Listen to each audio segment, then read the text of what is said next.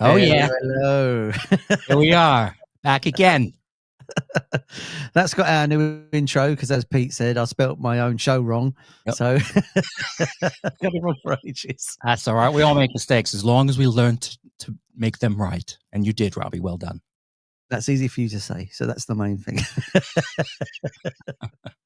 Anyway, so Peter, how have you been, buddy? Yeah, I've been doing pretty good. Pretty good. Got a busy weekend coming up. I'm going to see the Slambovian Circus of Dreams, who they were on last show. They came in and just said hello. So I'm going to go see them after work, and then I'm going to work another day and see them again in London. So it's going to be tough. But something good happened because I was worried. I was getting this pain in my foot. I was like, what the heck is going on here? And then I realized I haven't cut my toenails in like 6 months. So I cut my toenails, and today I'm feeling great. I'm doing tap dance and all that. Yeah, much better. How are you doing? Yeah, I'm all right, mate. Yeah. So welcome to the Pete's Toenail Show. Hey, I just want them to learn a little bit about me. You know, I'm an open kind of guy. Okay, and if you win a gift, we'll send you Peter's toenails. So I've been I've had a pretty good week. I've been getting some new albums, listening to some new stuff, which I'm really excited about. I got myself a new Funko Pop. Are you ready for this? They're my new loves. Lionel Richie Funko Pop. Check him out. Nice. From the Dancing on the Ceiling period.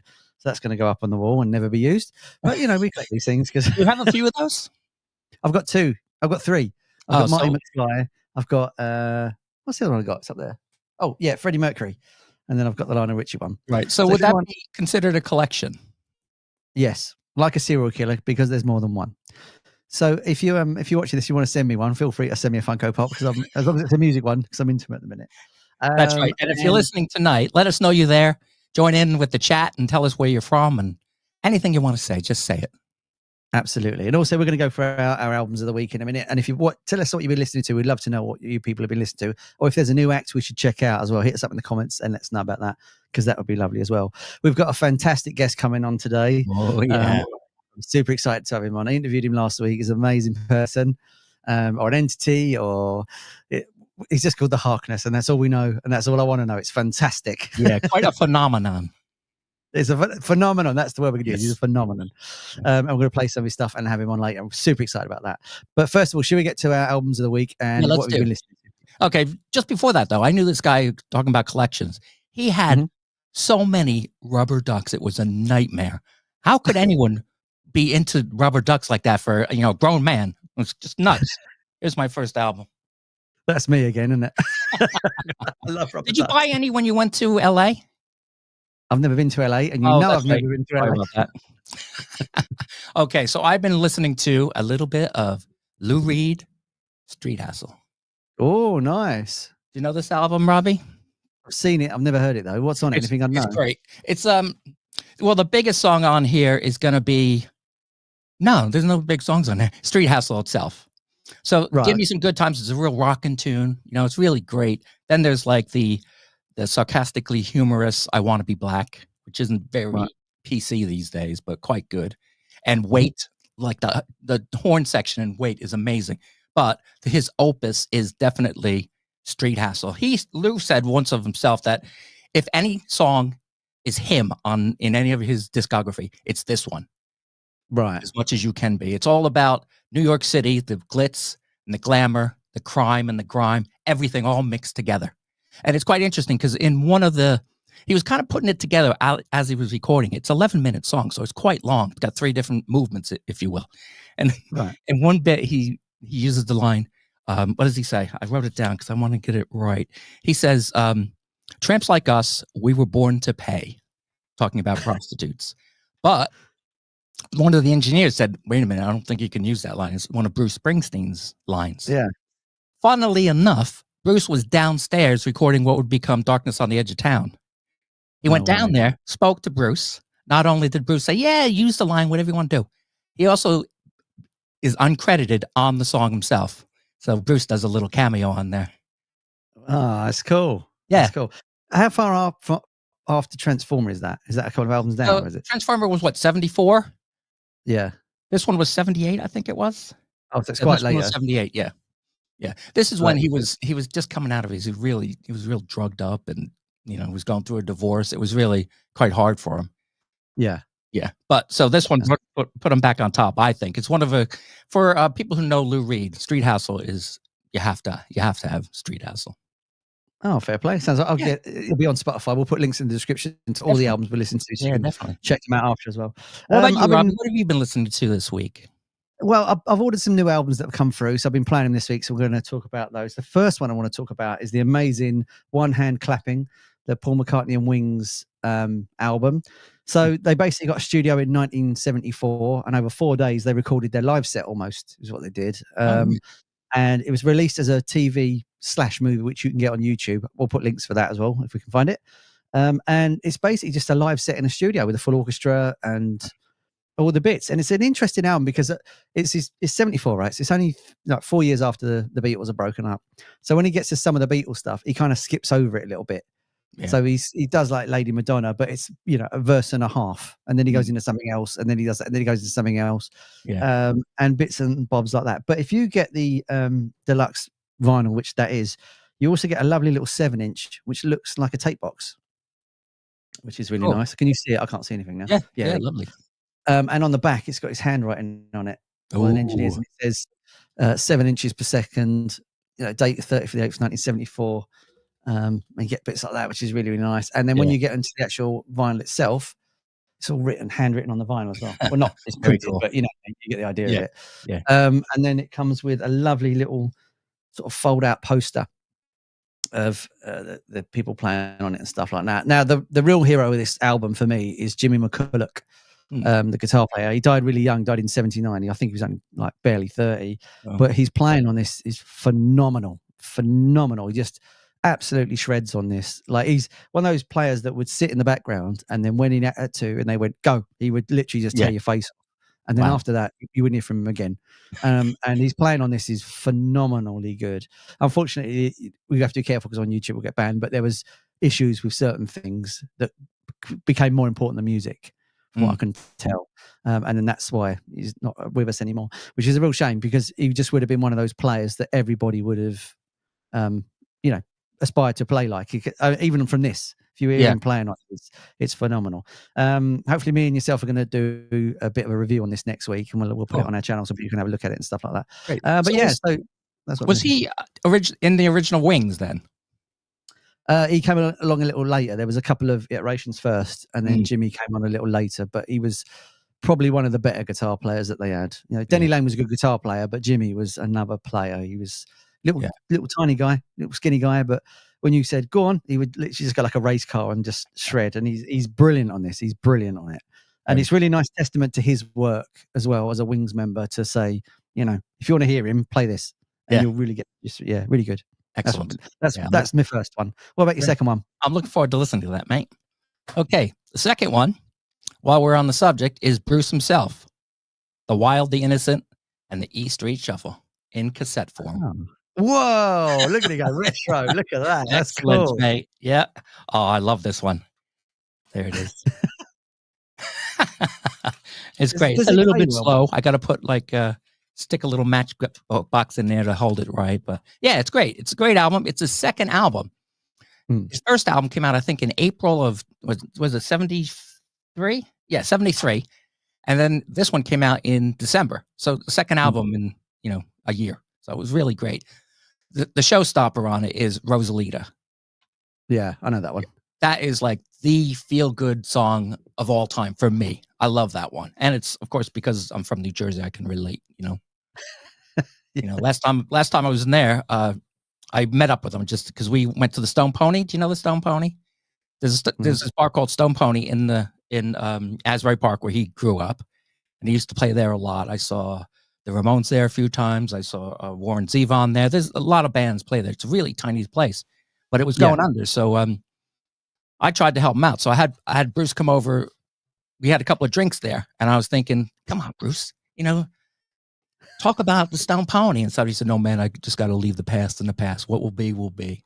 And you know what? I got so pissed off. That was the last time I talked to him. Poor Bruce. Some people don't believe it's great. It's a great album. It's not one of the most played albums, but it's a lot of fun. Yeah. I would suggest check it out. I saw Springsteen live about 10 years ago. I I was super excited to see him, and I got to be honest, it was one of the most boring gigs I went to. Really? But that's not his fault, because what happened was he was doing a tour where people were holding up cards, and he was going, right, we'll do that song, and he was picking the audience. So a lot of it was deep cuts. Yeah. And then every now and again you'd get Born to Run, Born in the USA, Hungry Heart, and stuff like that. Yeah. But it was very sort of like, oh, let's do this one. And it was some track, I was standing there going, what is this? Yeah. Strange. It was, yeah. And he was very good, and he played brilliantly, and the band Rex and Clarence was there as well. But it was just one of those tours where it wasn't for the deep fans. It was for the people like me. I've got a rated CD and go, that sounds quite good. So and unfortunately, not only did he do deep cuts, but he did 3 hours of it. He did. He did do Rosalie at the end as well, which is great. Yeah, he usually end the concert with that. That's great. So my second listen of the week has been an album yet again I've been waiting for a long time, and it's Rock and Roll Star, this new David Bowie album. It's very shiny because it's silver with black on it. Nice. So what this is, there's a new box set that's come out. It's like £74. This is the cold down version. And do you remember a couple of weeks ago I showed you the Divine Symmetry Hunky Dory one? It was all the demos, and that's what I hoped this was going to be, but it isn't. But it's got a lot of session outtakes or songs they didn't put on the album, and this is basically the build up to that box set. They did do a sort of version of it for Record Store Day called Waiting in the Sky, which I looked at, where it looks like it was basically still not the version that I wanted. I did a video about this on my channel, so if you've not done it yet, subscribe and check the video out, where I deep dived into it for like 10 minutes and looked at the tracks and things like that. But it's got it's one of those, it's great, but it's very hit and miss. There's you've got like Lady Stardust on it from Ziggy Take 5, and he's singing, the music's the same, but it's almost like he's working it out, and it's like people stand and it's kind of a really nice version. And I kind of wanted a whole album of things like that, but I wanted 5 years. So there was a song called So Long 60s. He recorded it in San Francisco, and that's basically 5 years. Oh, right. So but that's not starting this track. So I wanted it to go, So Long 60s. Then I wanted their version of Soul Love. Then I wanted I wanted the whole album redone in demos or something. But it didn't do that. It's a real shame. It's got 2 covers on it as well. It's got I Can't Explain, which is by The Who, and I think It's Gonna Rain Again, which is, I think that was Chuck Berry. And you sort of think, why is there 2 covers on this when it should be 2 original demos? That's what I want. I don't want covers. That's what Pinups is for. And I Can't Explain is on Pinups anyway. So it's like the spiders are on it. The whole spiders are on it, stuff like that. But if you want me to check out a deep dive, check the other channel out and subscribe. And I went through the whole thing quite a bit for 10 minutes, and it's really good. I was just I think I overestimated what I think it was going to be. Like when an album's starting to come out and you think, oh, this is going to be, and not that I don't appreciate, not that I don't appreciate this album, but as I said in my video, there should have been this one, then there should have been the one with the playlist on it, the track listing. That's what they should have done. But yeah, that's been my second one that I've been listening to this week anyway. Very cool. David Bowie's Rock and Roll Star. Pretty good though. Pretty good. With David Bowie, I know you're quite an intense fan of David's, and me too. I think really you only need David Bowie's greatest hits 1 and 2. That's it. You don't even need to buy it. You can just get it on Spotify. Well, guys, if you are into David Bowie, Queen, who are the other ones you like? Beatles, yeah. If you want, I forgot about them. That boy band, the first boy band, the Beatles. Go to Chatting Tracks and check him out. He does I hate to say this in front of him, but he does quite a good job. Oh, thank you, mate. No, it's entertaining, and he does a great job. So yeah, check it out and subscribe. Always subscribe. Always. Sorry. And thanks for reading that out correctly, Pete. I know you was worried about it. Yeah, I'll collect the money later. It's great. What else should we listen to? I've been listening to a lot, but you know what? I'm really itching to get to the show today. If you have a third one, please share it. You want the third one? Okay, then I'll do the third one really quick because it's one of those albums that I'd not thought about for a long time, and then I was like, oh, I've not heard that in a long while, and it's Thin Lizzy's Jailbreak album. Oh, fantastic! Yeah, and I thought, you know what? I've not heard that in such a long time, and I dug it out and I played it this morning. I was just fell in love with it all over again. Played it twice, and it's a concept album, isn't it? It's a futuristic concept album, which is really strange. But yeah, on the back it says the Jailbreak, the Warlock, until he went up into the 5th dimension. It's this futuristic, Yeah. album. But it's got Jailbreak on it. It's got The Boys Are Back in Town, the Cowboy song. Wow. And Fiddlers is one of those bands that you forget how, bloody great they are. I mean, they're a bloody great band, and you seem to play them every now and again, then forget about them. I do personally.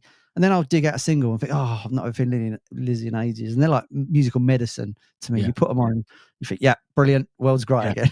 That's exactly right. It's also like Supertramp's the same way, Oh, yeah. I love Supertramp. Yeah. Supertramp in Paris, 79. Fantastic. Can't get better than that, mate. Can't get better than that. Anyway, like I said, I'll do that one briefly because it's brilliant. Yeah, again, we'll have links in the description so you can check out the albums and let us know what you've been listening to as well. Glenn is saying hello. Hey, Glenn. Thanks for watching, buddy. I see you. Glenn's there as well. So yeah, let us know what you've been watching. Even if this is a rerun and you're watching it, 3 months from now, let us know what you've been listening to because we'd love to know as well. So, sorry, that's my phone. Yeah, okay. So let's get on with the show. Should we play some videos? What do we want to do? Yeah, let's play a video from our guest. Yeah. Okay. Do you want to introduce it, or you want me to? No, you do it, mate. You do it. Okay. So our guest is fantastic Canadian. Well, they're all pretty damn good, but this one's cream of the crop. He's from Toronto. I don't hold that against him. But he goes by the name Harkness. And this is his audition tape for the Tiny Desk. It's really cool. It's an NPR thing over in North America. And it's a good introduction to him and his music. So let's play that right now. Hello, Tiny Desk. I'm Harkness. I've been in this studio for over 20 years making music, and I've just started to try and share it with the world recently. But there's more to that story. For now, let's hear what's behind this door.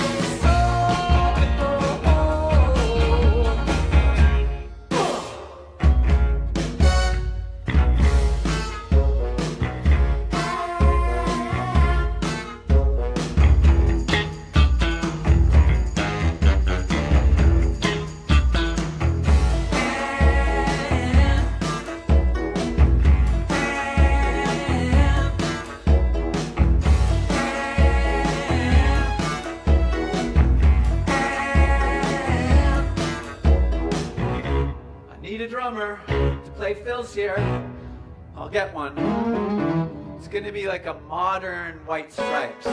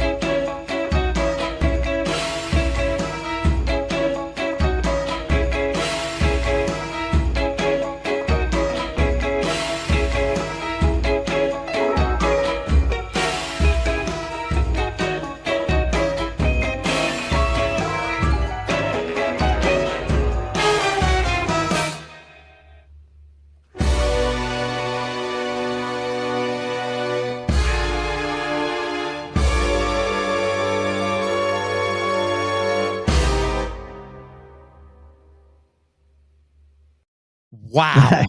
So Oh my cool. gosh, that is amazing. That's amazing. Brian John Dean says, I like that. Hey, Brian, nice to see you, mate. Thanks for stopping by. That's amazing. Oh. I mean, I said to Harkness, if you come along, could you do a song? And he said, maybe not this time. And I get why now. I can see why. Jeez. Wow. There's only one of us Excellent here. stuff, though. Really great, really imaginative. That's amazing. Just quickly, Glyn says War of the Worlds is one of his top albums. And I agree with that one as well. Harkness, choice. mate, what a absolute player. Shall we bring him in all the way from Toronto? Yeah. Ladies and gentlemen, it's the Harkness. Hello. Hello. How's it going? All right. My Hey, goodness. could you put him in the middle and let's make a Harkness sandwich? Okay, Sure. see what I can do. 1 second. There There we go. All right. You are great, mate. Thank you. Thank you. That is raw. Yeah. I was going to say shit, but I'll try not to swear. You can. Go ahead. That is raw performance stuff. And that was super fun. That was a crazy choice. I love that you chose that one. But Yeah. Well, we've got plenty others, but I think that one just is a good introduction to you, you know? Do you want me to tell you a quick story about the Tiny Desk stuff? Yeah, great. Yeah. So that's a huge catch if you can get picked by Tiny Desks, as you know, and they've got all sorts of viewers and all that kind of thing. But it's only for US born. So I did my I'm from Harkness from Buffalo audition thing, and I made it into like the top certain 89 or whatever it was out of, I don't know how many, but I don't know when they caught on to the little snake in the grass, the Torontonian, but I never got picked. But God, I would love to do Tiny Desks. Yeah. I think it's when you said, "What's that, a boot?" You got me. It's always the giveaway. But you got to do what you got to do. So I'm doing whatever I can to get the grass through the concrete. Of course, yeah, definitely. Yeah. It's all about the hustle, baby. Yeah. Embarrassing. Yeah. We have a band. I do a show called Unknown Sounds, which is just independent music, and the artists send in the music themselves. We have a band on there called Anabolic Steroids, and the way they got started was they would put like reviews of gigs, non-existent gigs that they said they did last week, and it was so great. And then they would go to gigs, and when the band would take a break, they jump on stage and start playing. But that's what you got to do as an independent musician, don't you? Nice one. I heard that Kiss got their, obviously we all know who Kiss is, but they were playing empty rooms with just the girlfriends, and for maybe the first year or so, and they're like, this is what we all do. And they decided to pretend to be promoters, and they hired, I don't know if it was the New York Dolls, but some big New York band. It wasn't New York Dolls. And they hired them as the promoters and put themselves as the opening act. And they played this kind of 3,000 seater place, and they invited record industry to that one. So they got to perform in front of this huge crowd doing their craziness, and they got signed immediately. Wow. By pretending to be promoters and putting on the show themselves and hiring a much more established band and just putting themselves on the bill. Smart one. That's wicked. So let's talk about I love Gene and Paul. I interviewed you last week, and that's going to come out next week, the interview. And we talked a little bit about your past history. So let's talk about music when you were growing up. What music were you listening to, and what was in the house? Well, it's such a long haul of that kind of stuff. So early stuff was a lot of jazz with my dad. Everything from Miles to a guy named Maynard Ferguson and Weather Report. You know those names? A lot of jazz was in the house, but a lot of stuff like Stevie Wonder, the Carpenters, Billie Holiday, Chicago, Beatles. A lot of kind of the more musical pop stuff, I guess, that would have lots of amazing vocal arrangements or horns and things like that. So a lot of arranged stuff. That was his stuff. Beatles, John Lennon, McCartney, all the solo stuff. And so it was a lot of that was just siphoning on through classical stuff too. It was just my dad had the most insane, incredible audio gear too. We weren't allowed in his room. It was like locked up kind of thing. You just hear the most incredible music blasting from these massive speakers. Wow. My dad would just be along with the fan on.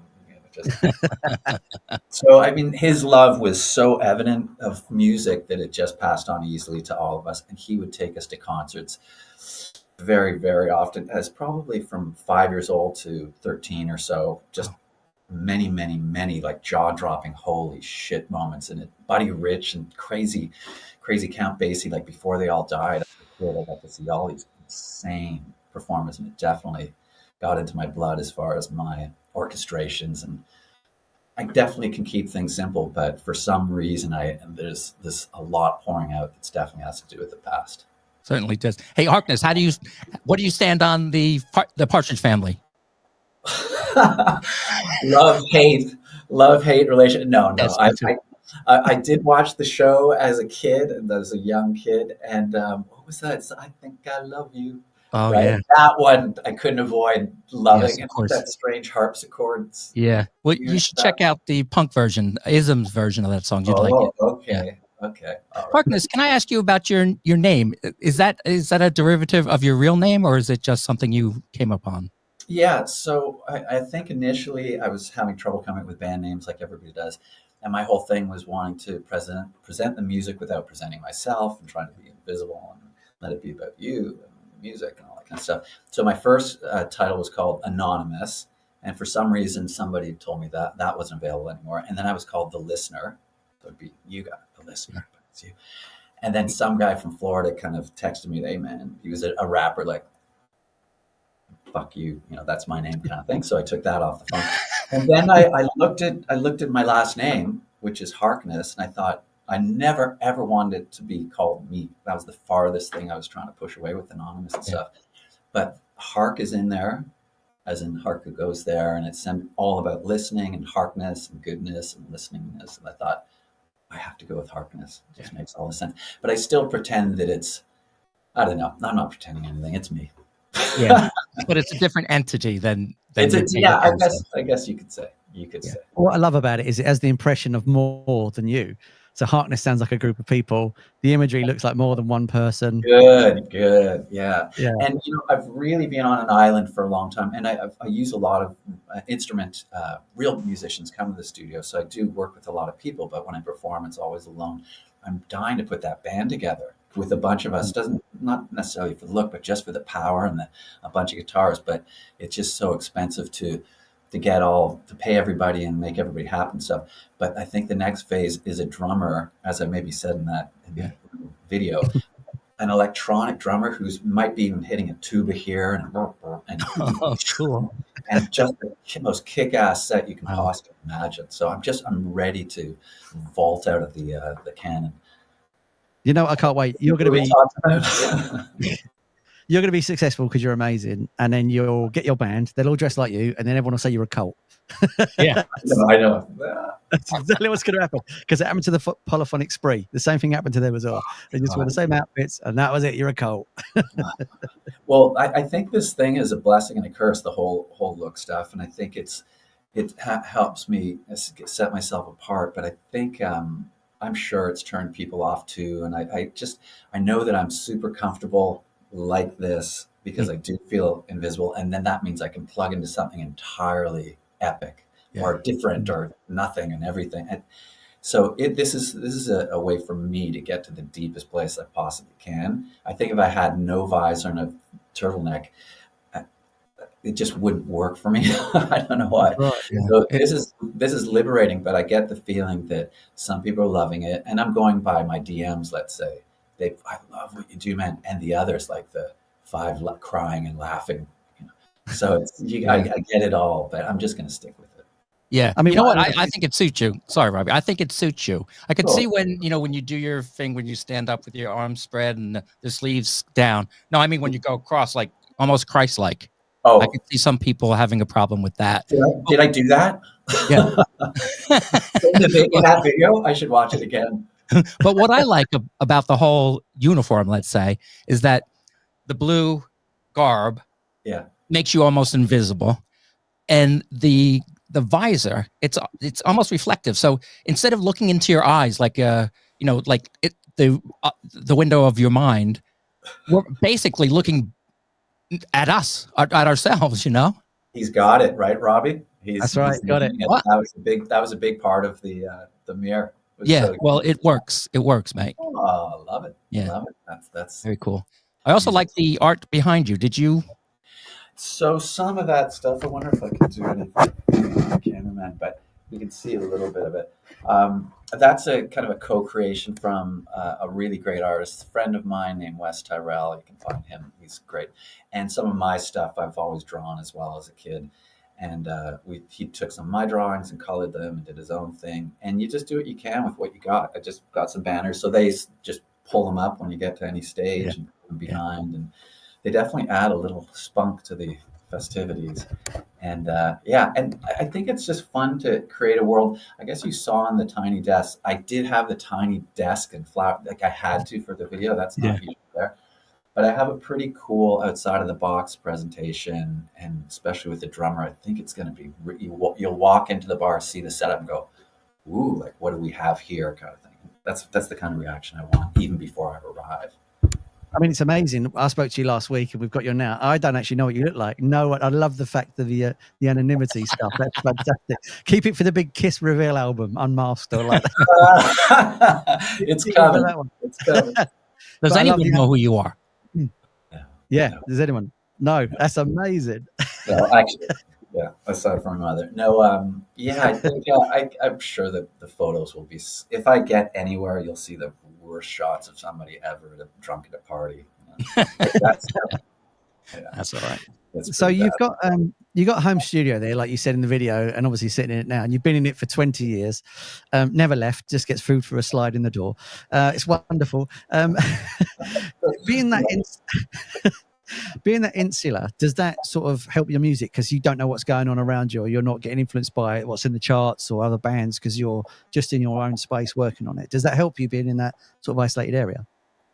I wonder whether it helps. I'm not sure if it helps, but I don't know whether it would matter whether I was inundated with other music or not. I feel because I've been doing it so long, and also since the father and the child, like starting piano at 4 or 5, and then it's just been forever. So at a certain point, I just got locked into something that was good or bad, indestructible. Like I've got it so insanely focused that it's probably a good thing that I'm triple focused with the door closed and nothing getting in here. But I think that even if it was a noisy room around me, it wouldn't matter. It's really locked. Like this music is happening and I can't stop it, and it's happening. So what doesn't matter what else is happening. This thing is happening. That's fantastic. Should we play some more music, Pete? What would you want? What do you want next? Yeah, let's play another Harkness video. Which one would you want? How about Ciao to the Beauty? Okay, lo-fi at its best. Get ready. You want lo-fi, you got lo-fi. You want the best, you got the best. So drink, rest for the journey, surprises light in these eyes.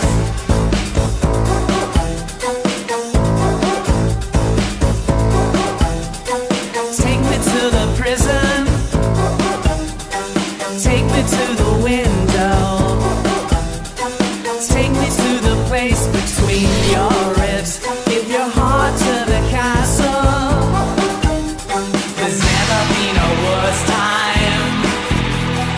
Better for you and me.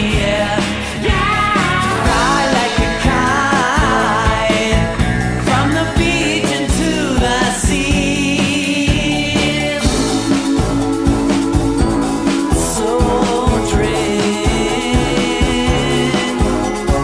rest for the journey, surprises light in these eyes.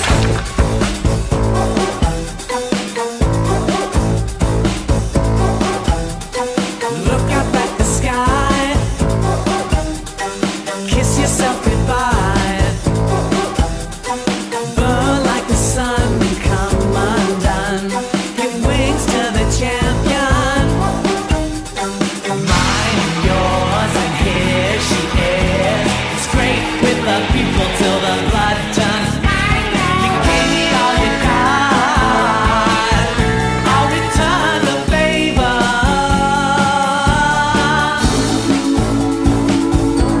So drink, rest for the journey, surprises lie in these eyes. So drink,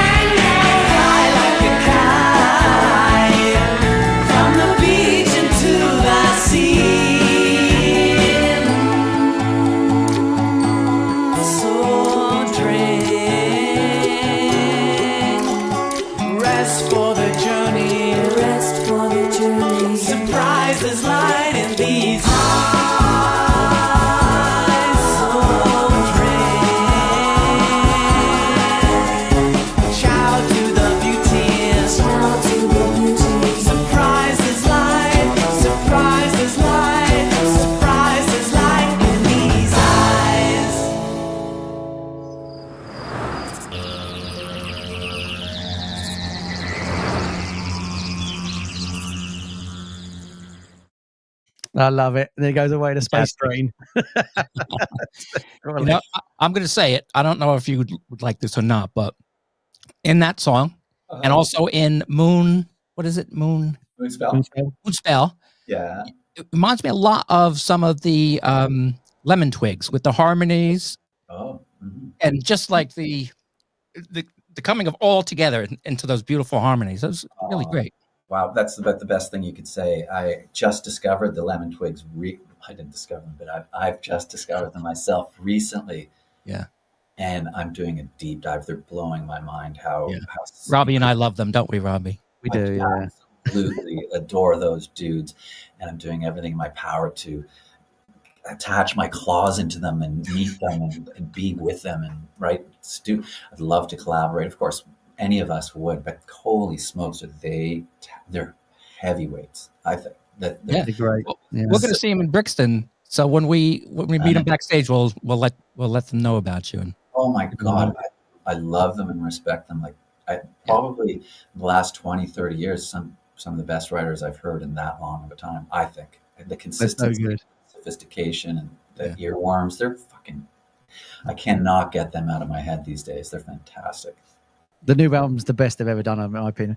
Was that a dog in the soundtrack there, or was it an instrument like emulating a dog? Because there was like a rup, rup. Yeah. It's funny because I wrote that song in Brazil. I had an uncle who lived in Brazil, and I finally visited him. I spent a month in Brazil, and you know they're these strange little Brazilian. So I bought a bunch of Brazilian instruments. So it's that, and I couldn't do it very well. Like it was pretty crappy. So I also was doing the. I was barking as well, and just trying to get that kind of what the hell is that in the back? It's really cool because, like you say about the earwormy thing with the Lemon Twigs, as soon as I heard that, I was like, "There's a dog in there." I was like, "That's cool." Yeah. It's funny. Are you musicians? I know you love music. Do either of you write or mix or any of that kind of stuff? No. Like I said to you last week, I used to play drums in a band, and that was it. But apart from that, drummers don't count apparently as real musicians. So I say no. Oh yeah, you were telling me. That's right. Yeah. I was saying that because I know we don't have a time traveler machine, but I would love to have you guys come over to the studio when I'm mixing something like that or anything else, because there's so many elements at times that it's difficult. I'd love a second opinion on, is the dog bark too loud? Like really, every time I hear that song, I'm like, that's one of the aspects that I go, should I brought that, up or down? And I'm currently mixing now, and I love it so much, but it's really difficult. And I'd love ears like you guys to come and go, crank the, let's just, I'd love to collaborate on the mixes because I do, I think I feel like I could use some help. Oh, mate, send it over. We'll have a listen. Yeah, no right, worries. Do that. Yeah, do that. I'd love to do that. That sounds fun. It must be so confusing. What? It must be so confusing because you do everything on there, don't you? Yeah. Well, I do. I write them and then I sing and play guitar, bass, piano, and drums if it's simple. I was telling Robbie if it's hard drums, I'll get a really good drummer to play the good stuff, but I do the Neanderthal stuff. And I do mic everything and mix everything as well. And it is a lot. And I love the performing and the writing a lot more than having to mix it and do all that kind of stuff. It's a necessary evil. Yeah. But I wanted to say to you guys, I was watching the show earlier, loving the banter and the choices of albums that you guys were talking about were blowing me away and kind of filling my heart. And to be on a show that had Paul McCartney's name mentioned and Bowie's name mentioned and Bruce Springsteen, I was like, this is crazy. So thank you. Blew me away to listen to you. And then now I'm part of this. Thanks for coming on, man. Definitely. We love having you on. Glenn, our friend, says it's very Boosh. I love it. Do you know the Mighty Boosh at all, Harkness? Have you ever heard? No. It's a TV show that's really surreal. And they do their own songs in it, and he's saying it's got that. And Dawn says it's a great look, defo works. You've got a great sound and a great smile. Look at that. Thank you. She say that? Lovely. That's amazing. But it's great. So should we move on to a topic? We were going to talk about sort of music stuff. Are you right to hang around and chat for a little while? Is that okay? Maybe sure, absolutely. Fantastic. Yeah. So we were going to talk about this, Pete, if you remember. Queen have recently just sold their catalogue for $1 billion. To that, is it BGM, the company that buys? I know Sony's a part of it. I think it's BGM that is the actual owner. But Sony was in talks, and I think this other lot bought it for £1 billion. Harkness, how do you feel about that? Is that too much money for a catalogue, do you think? And would you sell yours, say, 20 years from now for that bit of money? Yes, I would. You have no idea how quickly I would sell for that price. I know I hate the idea of music and sales and all that kind of stuff, but things have changed so much. I remember back in the day, this is topical, that Neil Young had a big rebellion against anyone who would do anything related to a commercial with their music. And then he had that song, "This Note's for You," and he really harassed people who would have their song attached to a car commercial. And back then, when those artists were making millions already, I think he had a great point for integrity, and don't attach Shout of the Beauty to some fucking piece of soap or some bull. I'm trying to be better with my swearing. Really holding back. But you get the idea. I think back then he had a point of being rebellious, but right now, because it's a lot more difficult to make coin in music, with Spotify and everything else that's going on, I think there's a lot of struggling artists. I would not put it past anybody or boo-hoo anybody who did anything to make a bit of money so they continue to make music. I hate the idea of having my song attached to something, but I would do it in a heartbeat because it's so difficult otherwise. Would you not worry as an artist, though, it would kill? So say this company buys the music and then you're played on the radio and then they turn around and say, right, we want £2 now. And you go, oh, we're not going to play them anymore. Are you worried it would kill you off in your image, though? I think there's that possibility, but I think also the way I think about it is that there's so much going on simultaneously in the world right now. Maybe people do get canceled and things like that, that screw those mofos who just bought my stuff. Do what you want. I know that I'll still be able to, well, wouldn't I still be able to perform and stuff? If they're calling the shots of me, then I wouldn't. But I kind of think I could live in a parallel universe where my music is being hoored out and I'm doing it really with heart and integrity. The two can coexist for me. Yeah. The question is, though, is if you sell your catalogue to Sony, for argument's sake, they own your rights and you want to go on tour, do you then pay them to play your own songs? That's the question, isn't it? I think so, or at least a percentage. I'd have to look into the fine print of that, but $1 billion is, I'd share it with you guys for this break you're giving me and everything. But it's on tape. Yeah. Oh, you got it. In the Queen deal, though, they are allowed to go on and continue to tour. It will not affect them at all in that way. It's just the actual publishing rights. Yeah. Right. And it's actually £1 billion, so it's like $1.2 billion. It's crazy. That's insane, isn't it? That's more than enough. Yeah. What I'm thinking about, the first thing I thought about wasn't, Robbie, what you were saying, but was, you know what? All this stuff, it's great music. It's great music. It's old music. You know, it's old. Why not take some of that $1 billion and put it into new music? You know, exactly. There's so much new talent out there that is amazing. You know, come on, take a shot on it. You know, what is it? What is $1 million? Put it towards Harkness. Let him do what he wants. Oh, full time. Harkness, do you work other than? I do, I'm not ashamed to say. So I should I keep it mysterious, guys? You advise me. You can be my advisors here. Keep it mysterious. Keep it mysterious. I do have a part-time gig. Let's put it that way. Yeah. And do you make money? You don't make a living from your music? No way. Not even close. I've made little. I've had some luck here and there, but when you consider the amount of years and tally it up, we're talking pennies. See, this is what I'm saying. Sony Music. Put some money towards these guys. You know, we've done gigs. We've talked to many independent artists. Hardly any of them make any money. You know, they do it out of the love of the music, and that's what it should be about. Yeah. And I think that some of us young, cooped up, whether I'm young or not, that's another.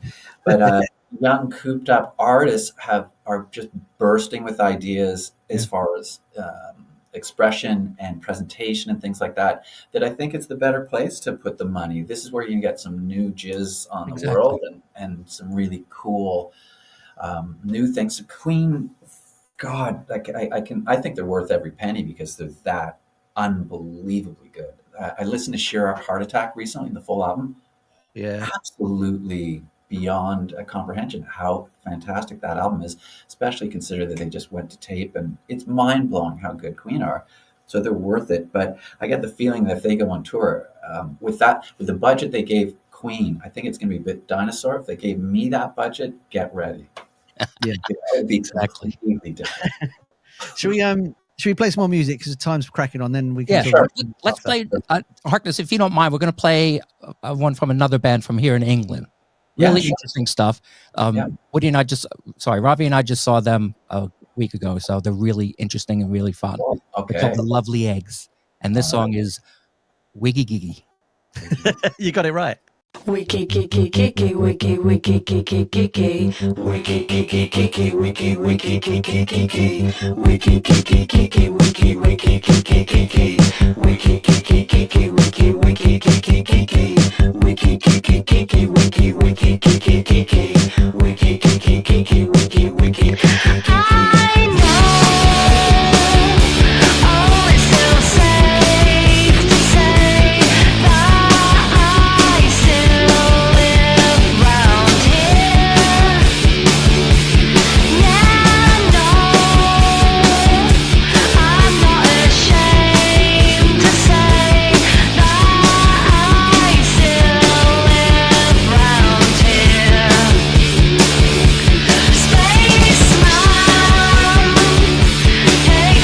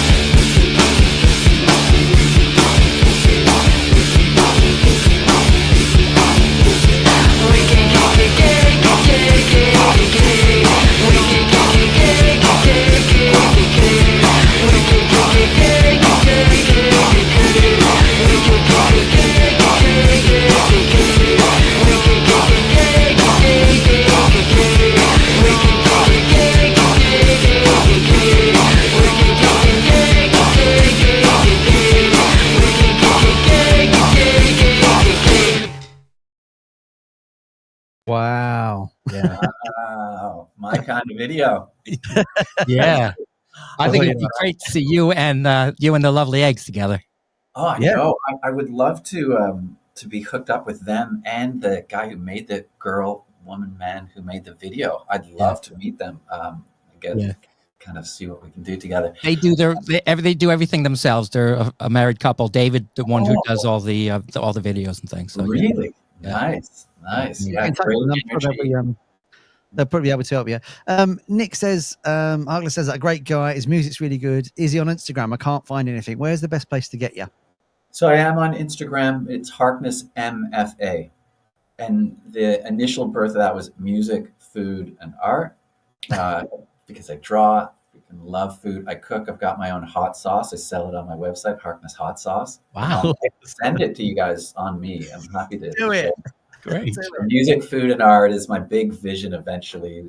So when I come to town, the circus comes to town, you'll see jerk marinade, hot sauce, and posters and music. That's great. Fantastic. That's wonderful. That's really cool stuff. And I'm just going to quickly talk about a book before we go, if that's all right, because we're getting near the end. But I got this fantastic book the other day. If you're into just music stuff, it's called Drums and Demons: The Tragic Story of Jim Gordon by Joel Selvin. Now, Jim Gordon's a name that you might not know very well, but you've heard him on everything. He played on John Lennon's albums, George's albums. Layla was the big one he played on. He played on that. And he also, sorry. Yeah, I'm sure we've all read his name on the back and just didn't absorb it when you read all the credits. So I've probably, that's incredible. Go on. Exactly. Apparently, according to the book, he wrote the piano part on Layla at the end. He was dating Rita Coolidge, and they were noodling around with this thing, and Eric Clapton was like, "What's that?" But apparently didn't get credited for it. But he's played on the Righteous Brothers albums. The list on here is, nearly 200. He was in the Wrecking Crew for a bit. Oh, Ricky, Don't Lose That Number by Steely Dan. That's him on the drums. But it's an amazing story. It's a sad story. Basically, he was working on this stuff. He started to hear voices in his head, mainly his mum. And in the end, unfortunately, he went round and he killed his mum with a hammer. God. And it's about the book of, like, did anyone notice and things like that. But I was watching an interview with the author the other day, and he said that people that were there at the time said, they carried the guilt for years that they didn't do anything. But it turns out, they couldn't have done anything. It was the 1970s. The man was mentally ill. It just wasn't very fair. But it's just an interesting book, just for the journey of what happened. So if you're, we'll put a link to this in the description as well. If you're on holiday soon, like I am, and you fancy a really interesting read, this book is definitely it. No, if it wasn't the 70s, though, maybe he was just tripping and he thought the hammer was a drumstick and his mom head was a snare drum. I can see that. Hey, anybody could make that mistake. There's no filter there, is there? It just. I love it. What we're going to do, you're going to wear the Harkness's visor, and that's going to be your filter from now on. Yeah. No. That's why I like this, No, I'm not real. This isn't really me. He's actually talking into a shoebbox. And I don't. Good, yeah. Nobody's listening. We just make up all these comments, Harkness. Nobody's really listening. I am listening. Uh-oh. So, before you go, Harkness, where's the best place for people to reach you? I do think Instagram at Harkness MFA or www.harknessmusic.com. And at harknessmusic.com, it goes a little more in depth with the art, and you can read a bit about it and see more stuff. And, cool. Yeah. And currently working on the second album. For the first album you guys have heard, called The Occasion, which is a bit of a meaty listen. There's some simple stuff, but there's some pretty intense stuff. This next album is a little bit more Harkness jukebox, as I was saying, kind of candy for the ear. It's mostly 3-minute songs, just bang, bang, bang, bang. Yeah. Really fun album coming up, and got 2 songs that I'm mixing right now. Maybe I'll send you some early mixes, guys. Great. Fantastic. Great. I think, sorry, go on. Sorry, I just think, imagination, creativity just flows from you. And no matter what you do, it's going to be great. It's going to be explosive. I hope you're right. Thank you.